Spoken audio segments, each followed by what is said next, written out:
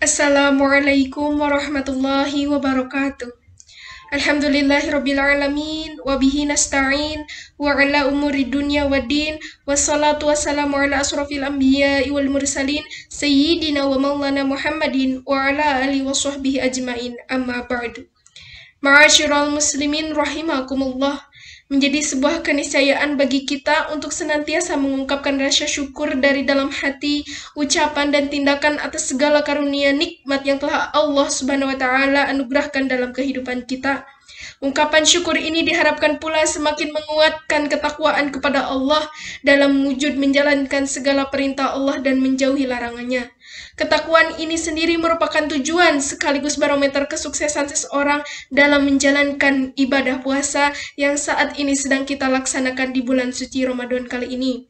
Hal ini ditegaskan dalam Quran Surat Al-Baqarah ayat 183. Bismillahirrahmanirrahim. Ya ayyuhalladzina amanu kutiba alaikumus siyamu kama kutiba alal ladzina min qablikum la'allakum tattaqun. Artinya, wahai orang-orang yang beriman, diwajibkan atas kamu berpuasa sebagaimana diwajibkan atas orang sebelum kamu agar kamu bertakwa. Untuk menggapai predikat takwa ini, tentu harus ada upaya dari diri kita untuk senantiasa memprioritaskan kualitas dalam pelaksanaan ibadah puasa. Bukan hanya sekedar menahan lapar dan dahaga, namun harus ada komitmen untuk menahan diri dari perbuatan yang dapat menghilangkan keutamaan dan pahala puasa. Upaya untuk meningkatkan kualitas puasa ini dari waktu ke waktu, dari zaman ke zaman terus mengalami tantangan, baik bagi setiap individu maupun lingkungan, terlebih saat ini kita hidup di tengah era digital. Ma'asyiral muslimin rahimakumullah. Seiring dengan perkembangan informasi dan teknologi saat ini, kita bisa merasakan bersama bagaimana derasnya informasi yang beredar di tengah-tengah masyarakat.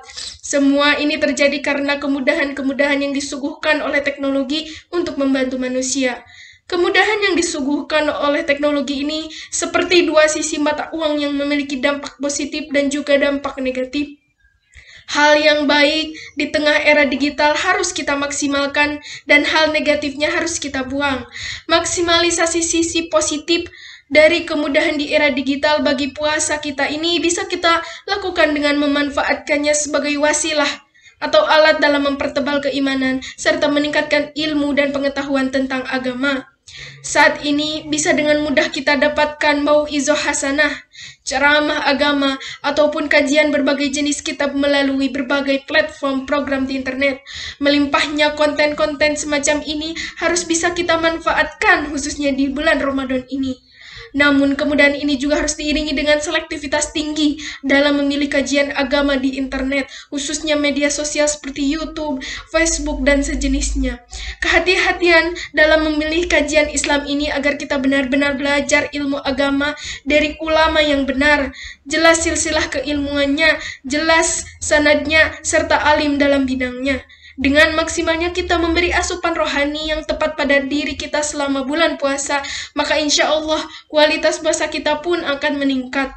Ketika rohani kita mampu terisi dengan hal-hal positif, maka kita pun akan memiliki gairah atau semangat untuk meningkatkan kualitas dan kuantitas ibadah lainnya di bulan suci Ramadan ini. Sholat berjamaah menjadi semangat, membaca Al-Quran semakin meningkat, kepedulian terhadap sesama melalui zakat dan sedekah juga akan semakin kuat, serta ibadah-ibadah lain juga akan dapat dilakukan dengan nikmat. Sementara itu, ma'asyiral muslimin rahimakumullah, perkembangan di era digital saat ini juga memiliki dampak negatif bagi kualitas ibadah puasa kita.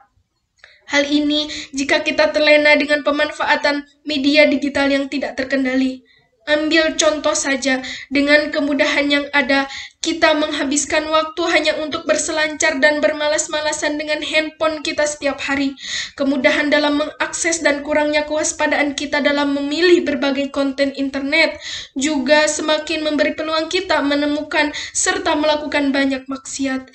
Jika zaman dulu kemaksiatan dilakukan dengan cara konvensional, maka saat ini kemaksiatan juga bisa dilakukan dengan cara digital, sengaja maupun tidak sengaja. Na'udzubillahi min dzalik. Belum lagi dampak negatif aktivitas-aktivitas negatif lainnya, seperti ketika kita banyak bermedia sosial, melakukan gibah, namimah, ujaran kebencian, terpapar hoaks, dan pertengkaran di media sosial. Semua itu sudah dipastikan akan sangat menurunkan kualitas ibadah puasa kita. Alih-alih mendapatkan pahala, kita bisa hanya mendapatkan lapar dan dahaga saja dari ibadah puasa yang kita lakukan. Oleh karena itu, ma'asyiral muslimin rahimakumullah, marilah ke depan kita bijak beraktivitas di era digital, khususnya di bulan suci Ramadan ini untuk meningkatkan kualitas puasa kita.